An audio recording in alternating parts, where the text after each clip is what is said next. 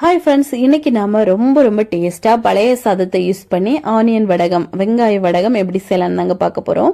இது ரொம்ப டேஸ்டியா இருக்கும். இந்த வடகத்தை பொறுத்தவரை நம்ம கம்பங்கூழ், கேப்பங்கூழ், அப்புறமா பழைய சாதம், தயிர் சாதம் எல்லாத்துக்குமே ஒரு பெர்ஃபெக்டான சூப்பரான காம்பினேஷன்ல இருக்கும்.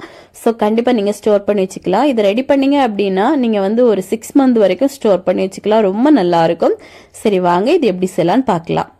ஃபர்ஸ்ட் இது பண்றதுக்காக ஒரு மிக்சி ஜார்ல ஒரே ஒரு பெரிய வெங்காயம் எடுத்திருக்கேன். இதை நம்ம மிக்சி ஜார்ல சேர்த்துக்கலாம், சின்னதா கட் பண்ணி. அதுக்கப்புறமா கொஞ்சமா கருவேப்பிலை சேர்த்திருக்கேன், ஃப்ரெஷ்ஷான கருவேப்பிலை. இது கூடவே 1/2 டீஸ்பூன் அளவுக்கு மிளகாய் தூள் சேர்த்திருக்கேன். அப்புறமா 1/2 டீஸ்பூன் அளவுக்கு சீரகம், 1/2 டீஸ்பூன் அளவுக்கு நம்ம உப்பு சேர்த்துக்கலாம். இப்போ இவ்வளோ சேர்த்துட்டு பெருங்காயத்தூள் ஒரு 1/4 டீஸ்பூன் சேர்த்துக்கலாம். அப்புறமா இதுல நம்ம பழைய சாதம் சேர்க்க போறோம். நீங்க நார்மலா இருக்கக்கூடிய சுடு சாதம் கூட சேர்க்கலாம்.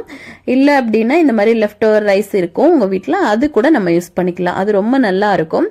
இப்போ இவ்வளோ சேர்த்துட்டு நம்ம இதுல கொஞ்சமா தண்ணியும் சேர்த்து நல்ல பேஸ்டா அரைச்சி எடுத்துக்க போறோம்.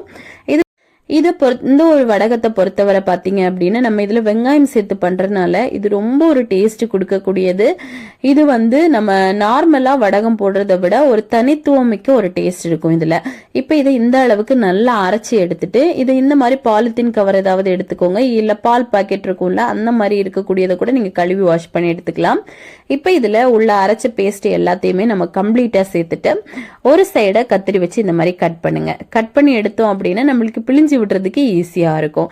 இப்போ நல்ல வெயிலா இருக்கக்கூடிய நேரத்துல நம்ம ஒரு காட்டன்ல ஒரு துணியை விரிச்சிட்டு அதுல இந்த மாதிரி பிழிஞ்சு விட்டுக்கலாம். உங்களுக்கு பார்த்தா தெரியும் நினைக்கிறேன். இந்த மாதிரி நீல வாக்குல பிழிஞ்சு விட்டுக்கோங்க. இல்ல அப்படின்னா நீங்க பட்டர் பேப்பர்ல கூட நார்மலா தட்டுல வச்சு கூட நீங்க இந்த மாதிரி ஏதாவது டிசைன் பண்ணி எடுத்துக்கலாம்.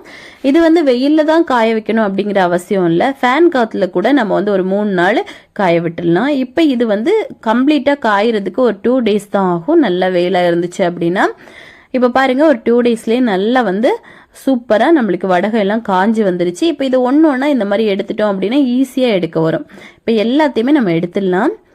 பாருங்க எவ்வளவு ஈஸியா வருதுன்னு. நம்மளுக்கு சூப்பரா இப்ப நல்ல மொறுமொறுப்பா வடகம் ரெடி ஆயிருச்சு. இனிமே இதை தேவைப்படும் போது நம்ம ஃப்ரை பண்ணி மட்டும் எடுத்தா போதும். ரொம்ப சிம்பிள், ரொம்ப டேஸ்டியா இருக்கும். இந்த வடகத்தோட ஒரு ஸ்பெஷல் என்ன அப்படின்னா இதை ஃப்ரை பண்ணும்போது இந்த நல்ல ஒரு கோல்டன் கலர்ல வரும். அதுக்கு காரணம் நம்ம இதுல வெங்காயம் சேர்த்து பண்ணிருக்கோம்.